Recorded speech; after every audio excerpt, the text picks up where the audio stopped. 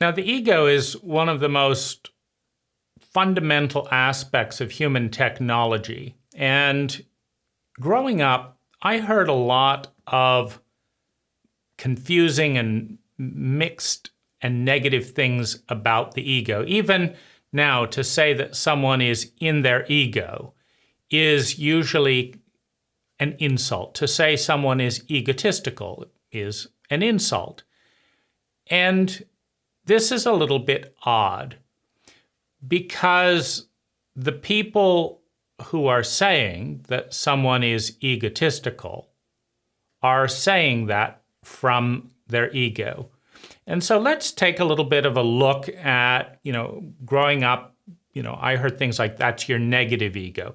So sometimes all ego was bad, your negative ego is bad, but you've got a good ego. What does all this mean? And so we start off with the undifferentiated whole, the one. And this is pre-consciousness.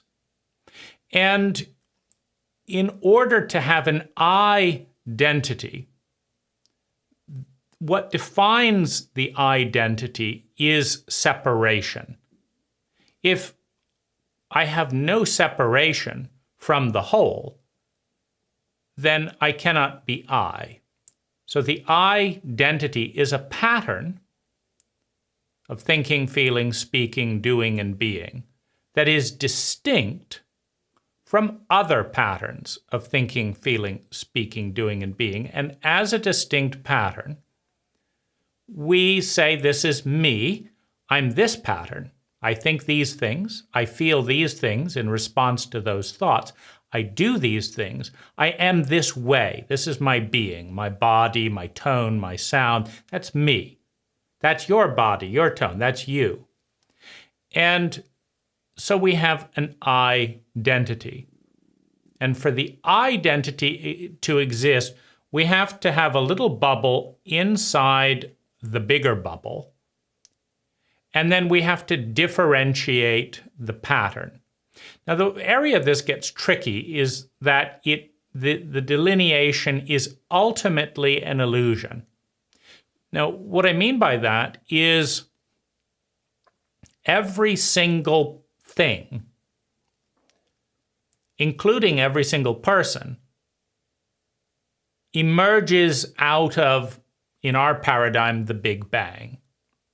So if you follow the train of energy, the evolution of patterns and memes, back to the original source, it all begins with something less than the size of a pea.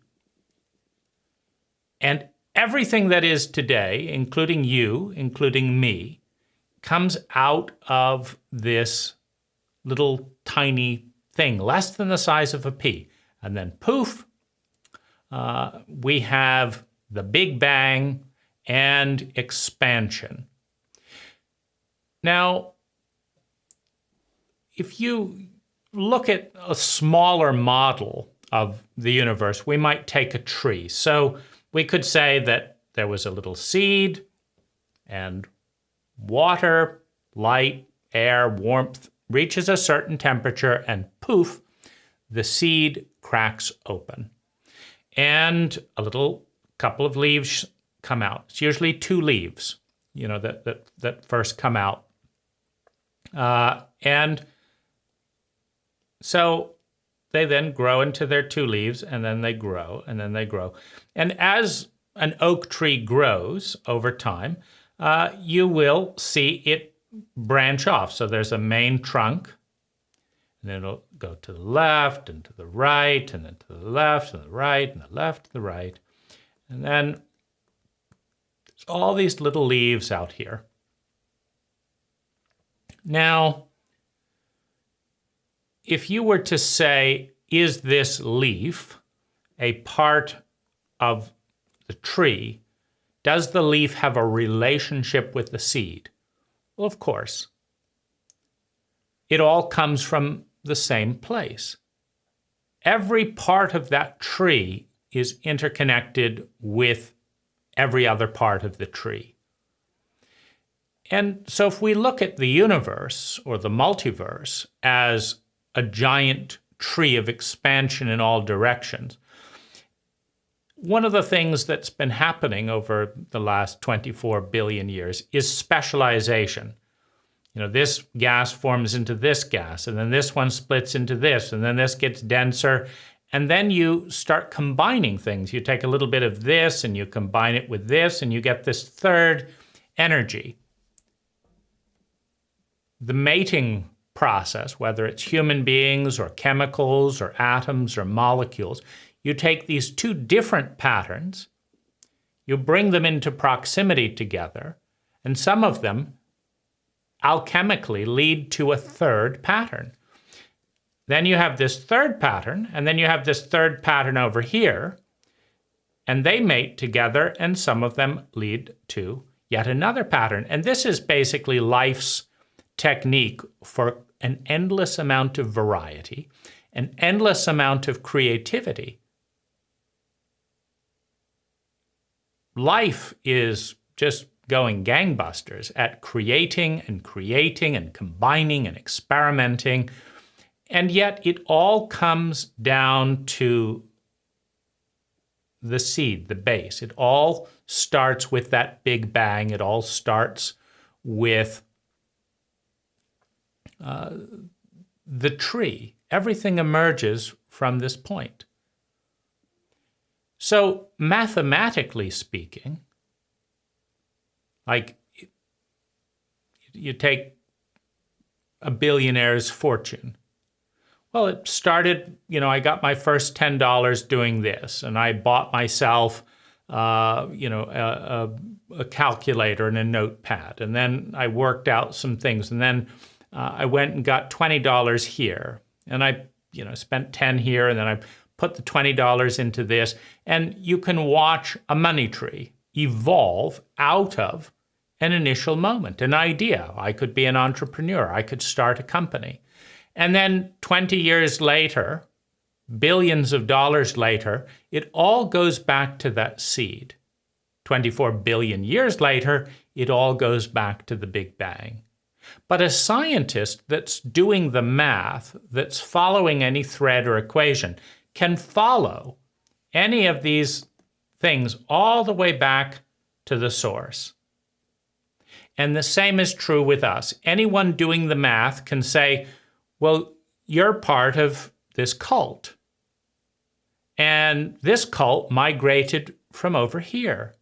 And that cult migrated from over here. And that cult migrated from over here. And the entire human race began here. But the entire human race migrated out of this area here, and this animal here, and this animal here, and this animal here, and eventually you get all the way back to slime. And the slime came out of here, and the planet came out of here, and the solar system came out of here, and eventually you get back to the Big Bang. And so if you're looking purely rationally and scientifically, you have to conclude that there is an inextricable connection on multiple dimensions between everything and everything else, because it has the same seed, the same parent, so to speak. And so your ego is not really separate from the collective ego of your cult. It didn't just pop in and learn language randomly. It learned the language of your cult. Your cult breaks up things in this way. This other cult breaks things up like this. But your cult breaks them up like this and symbolizes them like this. And so that's your language, the language of your cult. And so it's not random. You've ended up being a microcosm of your cult.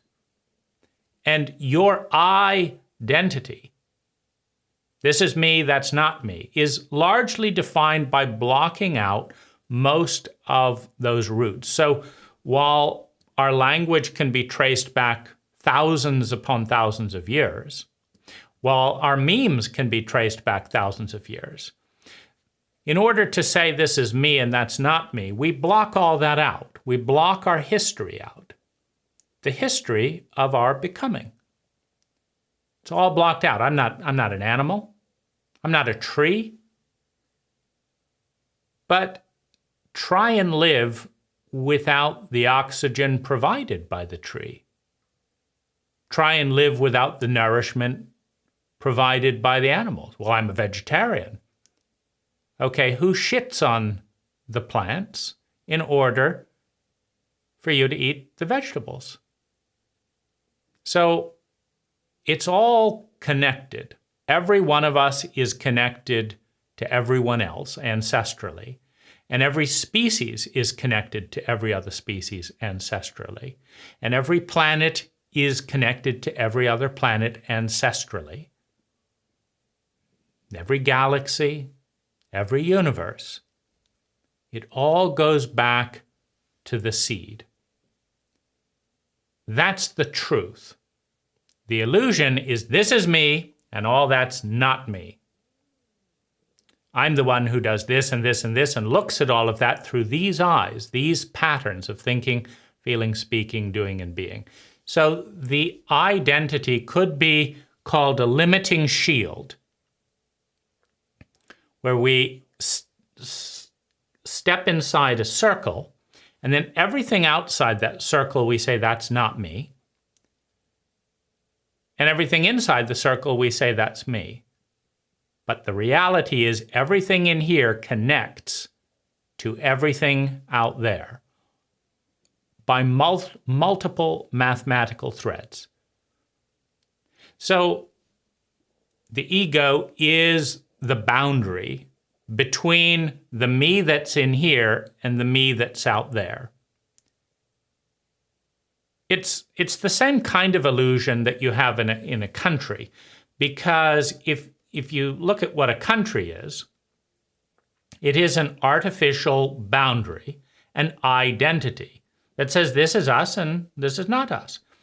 And how do we know that? Well, we just decide it. You know, here's the one, and we say, you know, this bit is us, and that bit is you, and that bit is you, and that bit is you, and that bit is you.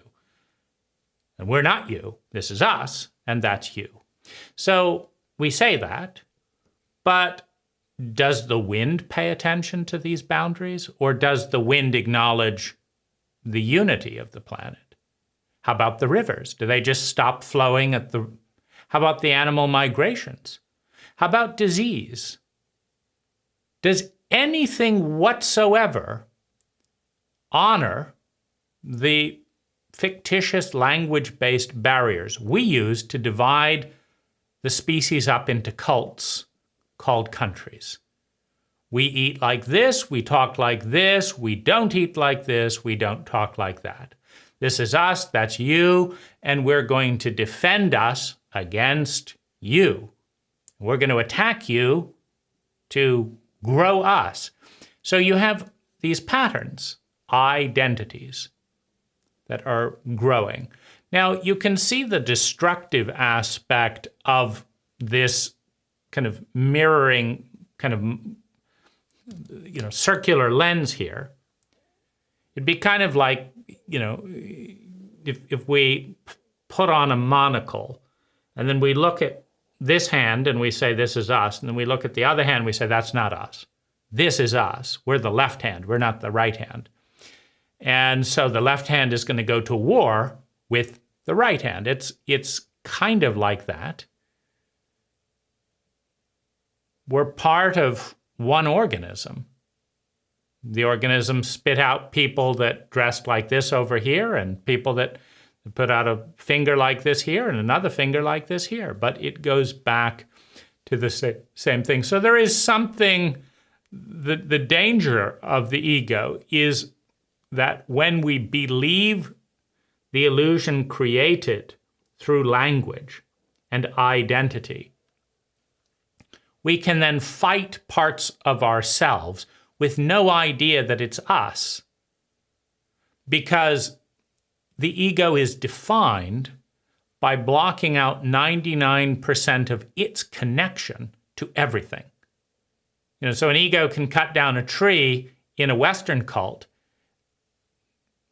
and feel like that has nothing to do with me. That's a tree. This is me. Of course, the science is different. That tree gave you oxygen. That tree filtered dust out of the air for your lungs. That tree is fertilized by your shit. That tree provides shade. That tree mitigates temperature volatility, which reduces wind speed. That tree has a lot to do with you. But it's not me. But it affects me in so many ways. How can it not be you, but have so much impact? It'd be kind of like saying, well, if this finger isn't me, I'll just cut it off. But your blood goes way down. You could bleed to death if you cut it off. Yeah, but the finger isn't me. I'm this other hand over here. But you could die if you were infected in this finger. This finger could help you do things. Yeah, but it's not me.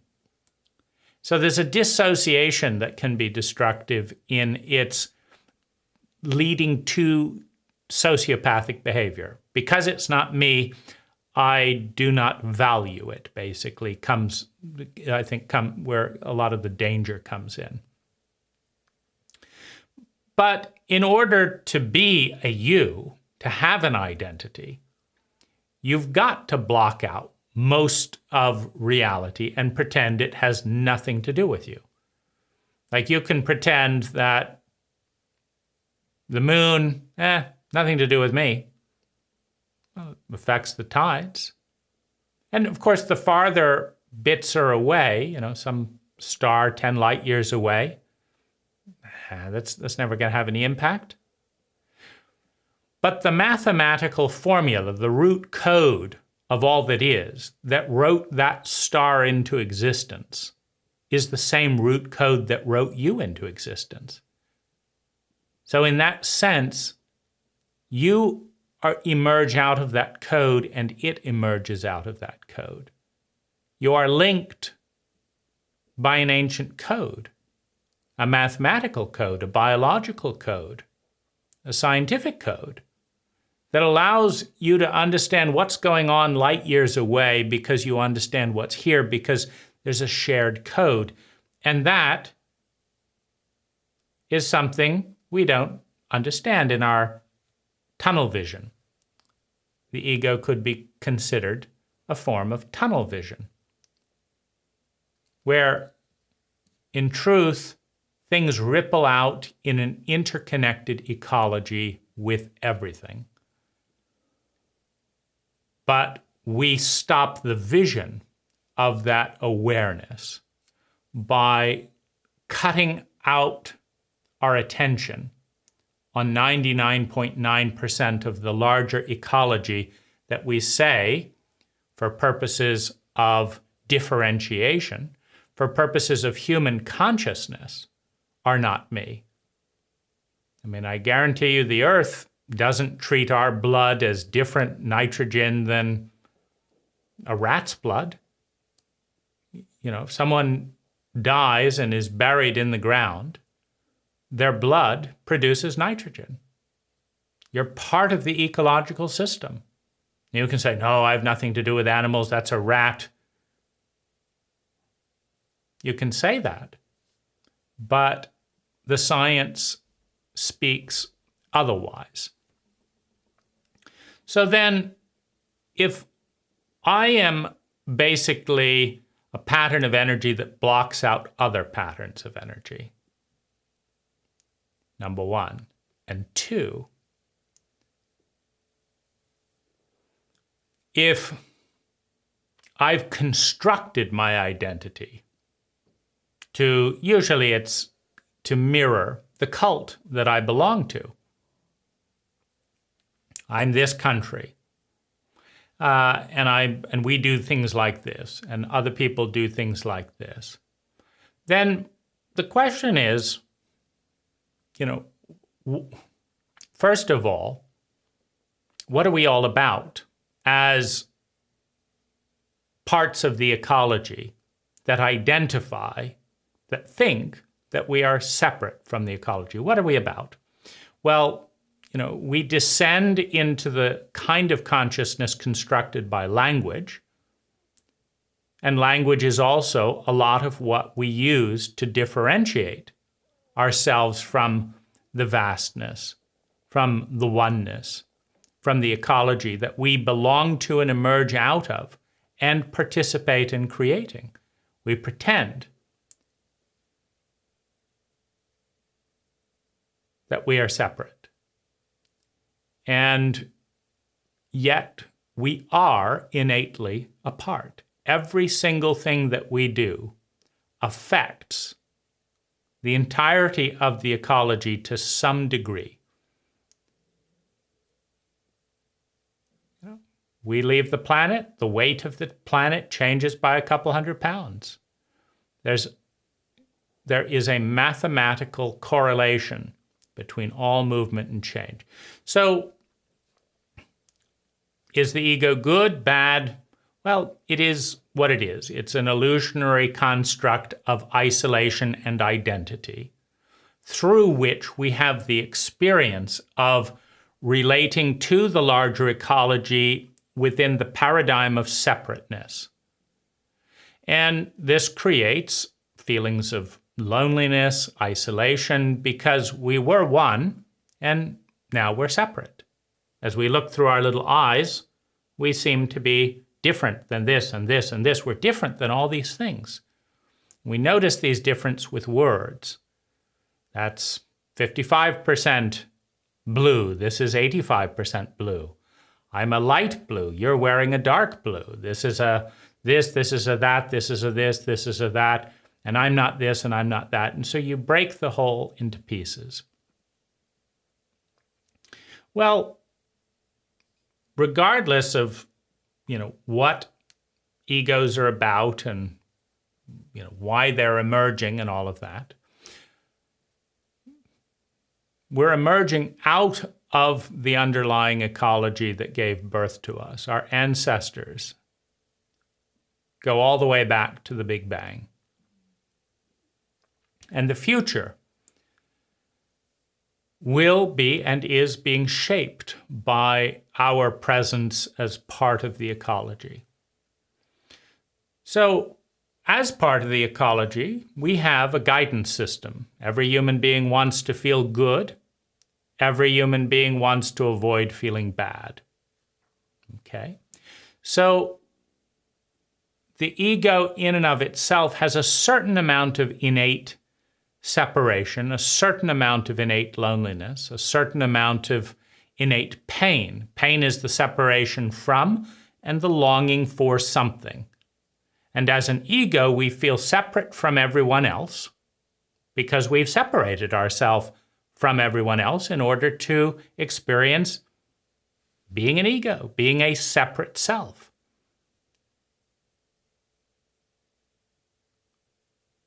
And so we've separated ourselves from everyone else, and we've separated ourselves from the earth that gives birth to us, that gives birth to the plants and animals that feed us.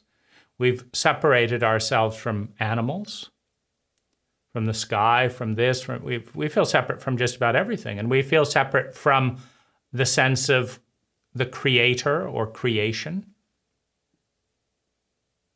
So we one of the negatives of maintaining this shield in which we block the awareness of our interconnectivity is that we feel alone. But with our egos, we can think and choose patterns of thinking that acknowledge that we are in fact not alone. We can invite some of that paradox in. And we want to feel better. We want to avoid feeling worse.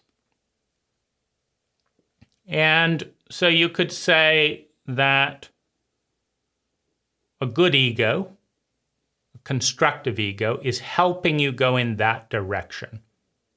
Now, within the framework of ego thinking, you have protocols. You have protocols, and you have paradigms.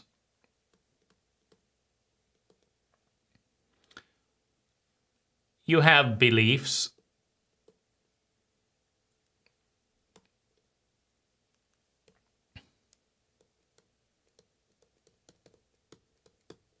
These are mental objects that we create and further use to differentiate ourselves. You believe that, well, I believe this. So, you know, there are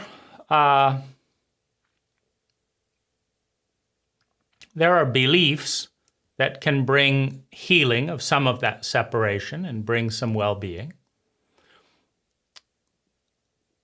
You know, when is an identity, a pattern of thinking, feeling, speaking, doing, and being, constructive, and when is it destructive? One thing to understand is that an ego exists on a continuum of intelligence. On the very low end of intelligence for an ego spends vast amounts of time, money, and natural resources to feel chronically worse and make all the egos around them, the various animals and ecology around them, feel worse as well. So a war could be a good example of that. My ego is going to go to war with your ego, and we're going to kill a bunch of animals, give a lot of children PTSD, burn down a lot of architecture which will need to be rebuilt and cause further deforestation. And we're going to spend lots of money, trillions of dollars, doing it. And at the end, there will be X number of millions dead and lots of contaminated soil, and we won, right? So that could be a pretty low intelligence. We're spending large amounts of time, money, and natural resources to make ourselves and other people miserable. Low level of intelligence. Now, a little bit higher on the intelligence curve would be to spend the same amount of time, money, and natural resources to feel okay. Okay, so you spent all those trillions and this and that. How do you feel? You feel okay. A little bit higher, you feel good. You know, you spend trillions of dollars, all these natural resources, spent all this time doing this, so you could do that, so then you could do this. How do you feel? You feel okay. Well, way up at the top here, you have spending 1/10 the amount of time, money, and natural resources to feel, wait for it, absolutely ecstatic. Well, that's intelligent. If you figured out the pattern of thinking, feeling, speaking, doing, and being to spend very few units of energy to create large amounts of sustainable well-being that ripples out for you and other people, well, that's the definition of intelligence. Because that's what everyone wants. So why doesn't everyone have it? Because everyone doesn't have a competent model of how to relate to reality to get it. There isn't a single person on the planet that as their end goal doesn't want to feel better. Want revenge? So that you feel less powerless and feel important. Want to one-up someone?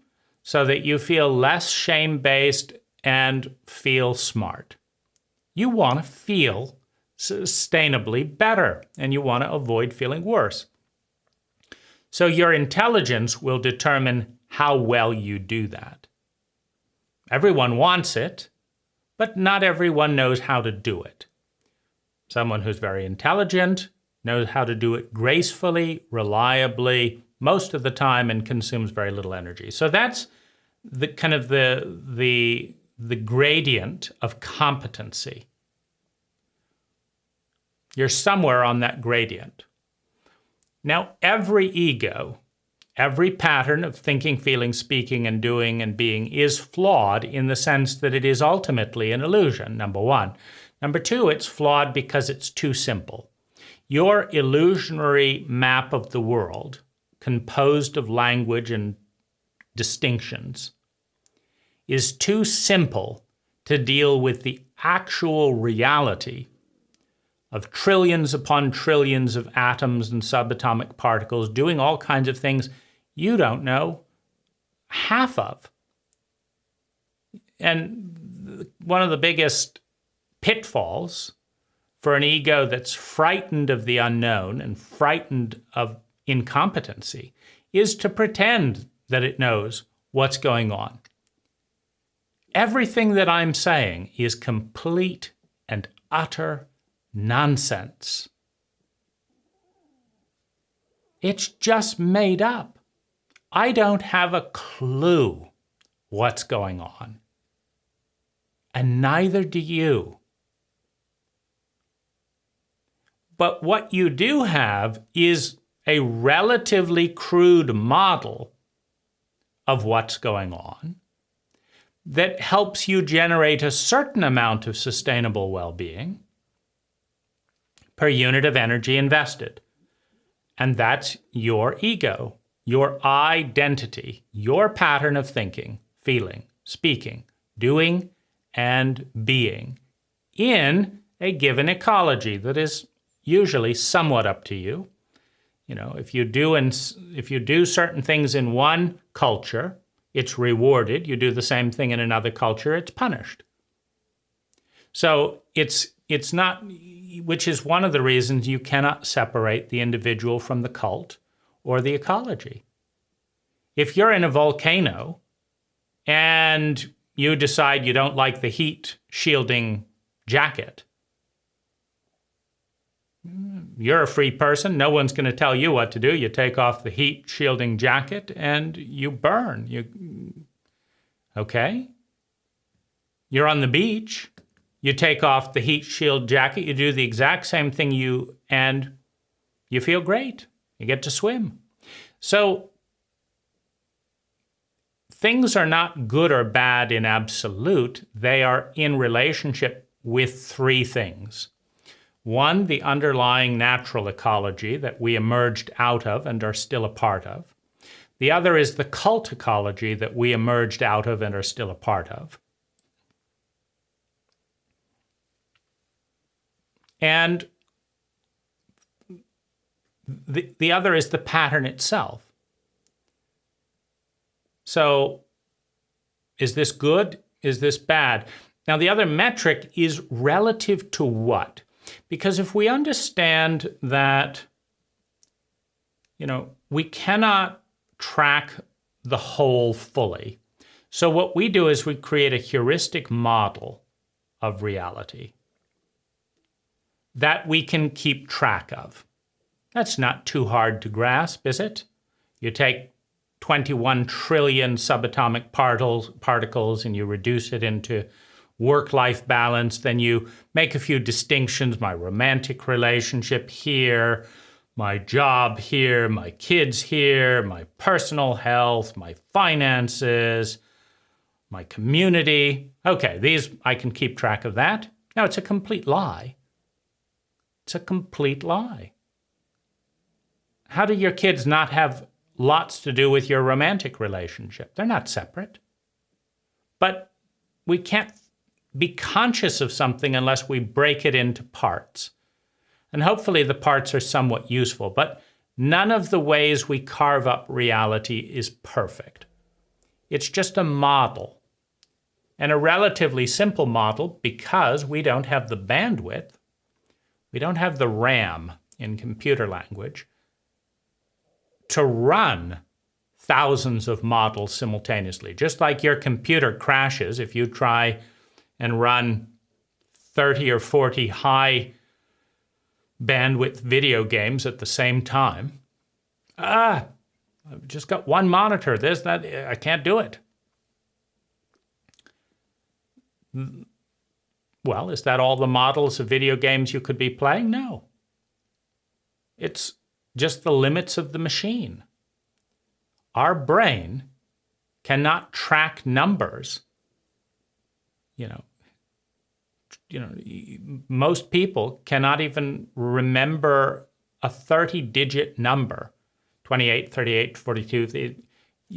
And repeat that. Phone numbers are pushing it, 10 numbers. And, usually we'll need some little trick around that or some memory, et cetera, or we don't remember it. So it's not useful. So we're on a continuum as an illusionary identity between a simple model of reality and a more complex model of reality, between a useless model of reality and a useful model of reality, and between helpful distinctions. Oh, you want to do that and I want to do that. That's helpful to know. To that's the wrong way to do things, this is the only way to do things, tends to be a little bit more problematic. And you're on the intelligence continuum, where at low levels of intelligence, you're spending lots of energy to make yourself and other people feel rotten.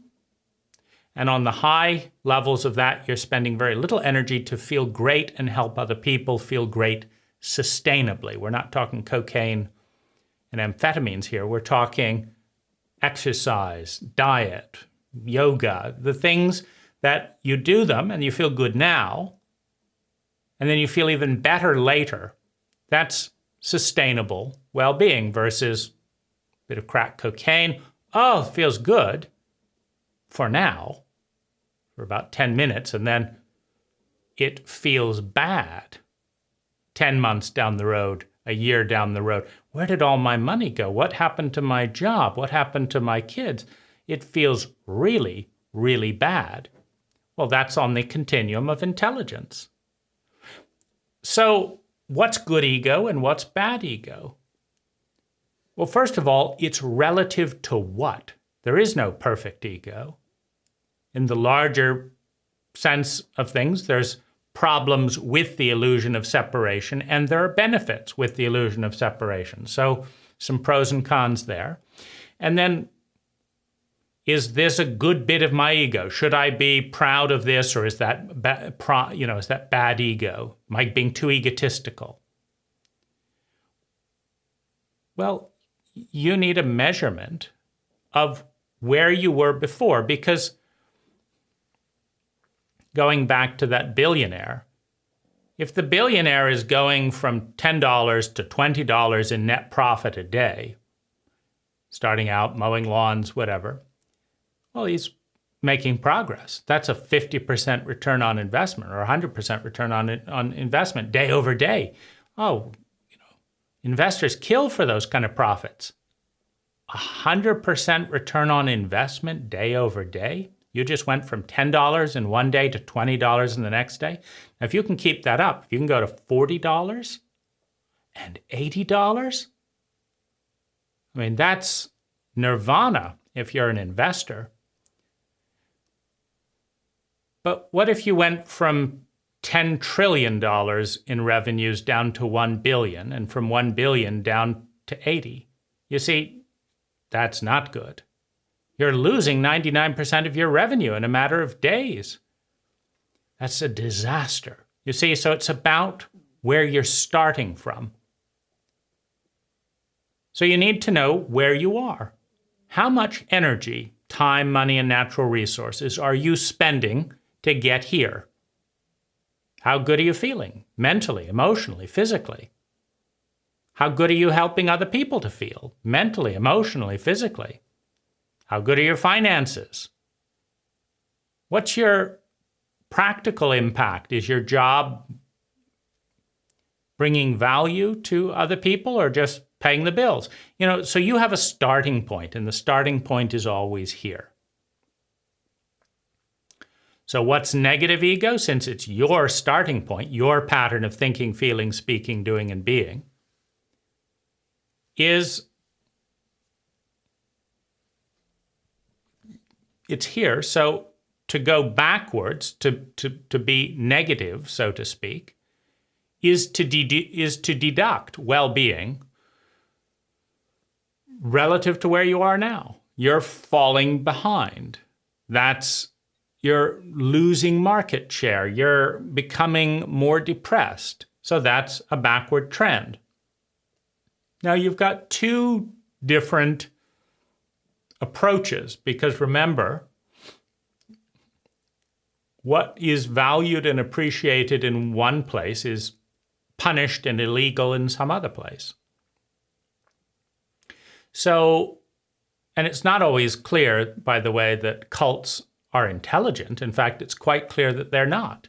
You can find long-held, rigid, ossified patterns of thinking, feeling, speaking, doing, and being in every single cult on this planet that are they are on the insanity continuum, they are on the destructive continuum, they are high on the pain continuum, they're low on the intelligence continuum. And so you say, well, cult, change. Stop teaching this in school and start teaching this. Change the pattern. No, we can't do that. We've always taught this. Yeah, but it's hurting people. It wasn't such a big deal in the 18th century, but today, that teaching is killing people. But it's our tradition, says the ossified cult. It's what we do because we do it, and that's why we're going to keep doing it. So life is always evolving towards more and more intelligence, and if you stay rigid, you fall behind. You become lower and lower on the competency intelligency continuum than the rest of life. Flies are not going to stop evolving just because you're proud of your ancient cult. You're proud of your stupidity and ignorance, but you think fruit flies are going to stop developing? Or what about viruses? You think viruses are going to stop growing and evolving rapidly and iterating in every manner possible to take over the planet and celebrate their contribution to life just because you've gotten fat and prone to viruses? No. Every part of life, every part of the universe is going to keep growing and expanding. If you don't, you will be consumed by life, by the larger part of yourself, and recycled into something more vital, like cancer. Cancer is excited, enthusiastic, volatile, creative, just loves having sex every day and creating more and more cancer, and screw you and your depressed apathy and this life I hate. Fuck that. I'm going to get out there and make some noise. We're going to have some sex, right? So that's cancer. Life is going to grow. The question is, are you? And how much so? And so how are you going to grow? Well, only you can answer. Because you're an identity. I do things like this.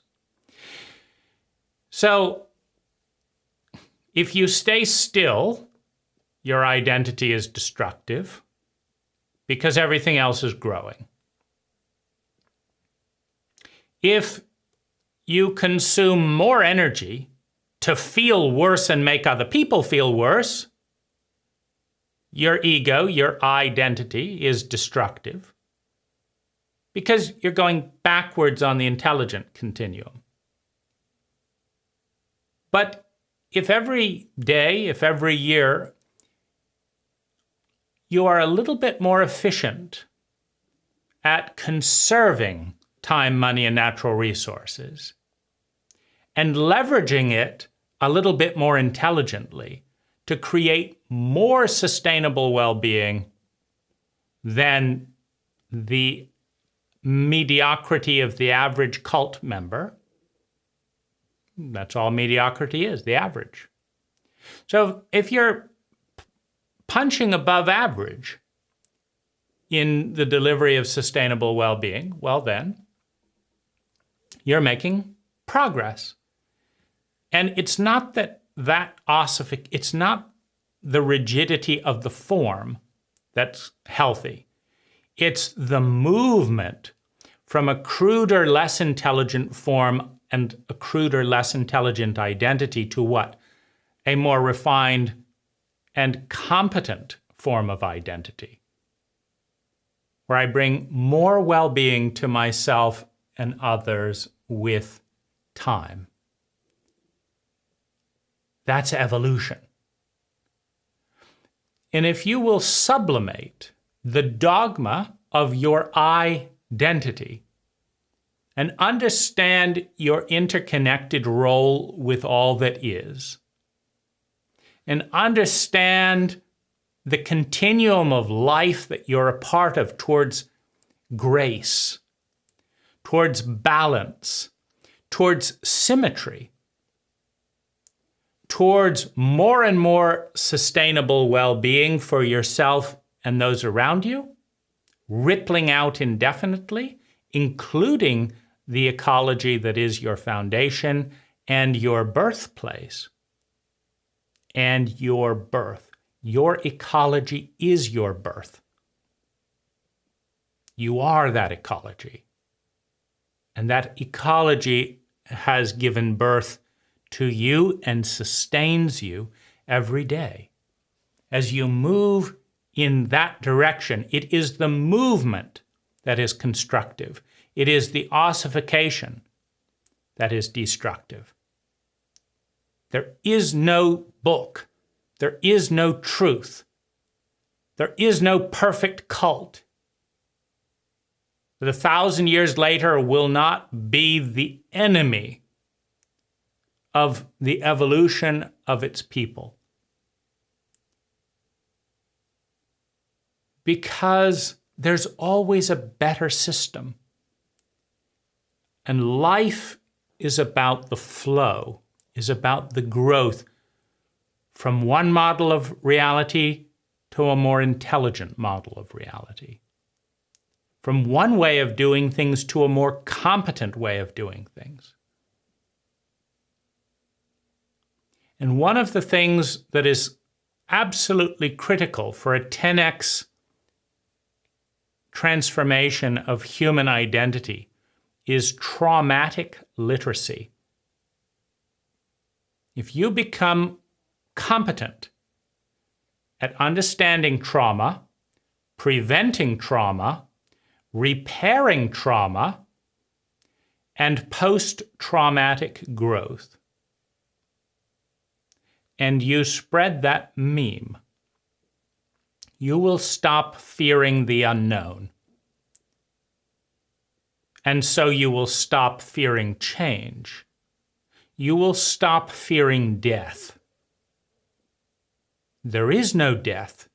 There is only transformation from one form of energy to a more intelligent form of energy. And as a conscious participant in evolution, that illusion of separation can provide the possibility of partnership and synergy with the underlying ecology of your cult, of your natural environment, of your cult members. The ego is a cult of memes and ideas that are all lies. It's just some lies are more useful than others. You know, it's a lie that this is a finger and that's not a finger. How does the finger exist if there's no space to hold the finger? And if the finger cannot exist without space, then isn't the finger a part of the space and isn't the space a part of the finger? The distinction is a lie, but it's a useful lie. What's not a useful lie is calling pointy little things fingers and then saying this isn't a finger, that my finger wasn't anywhere near that. If you really want to break down the lies, let go of language. It's just not going to be any consciousness because all our consciousness is predicated in language. If we have all agreed to break bits up in this way and this way and this way, then use the language truthfully. If you're at the 7-Eleven, say I'm at the 7-Eleven, not no, I'm visiting your brother. But the foundation is ultimately illusion.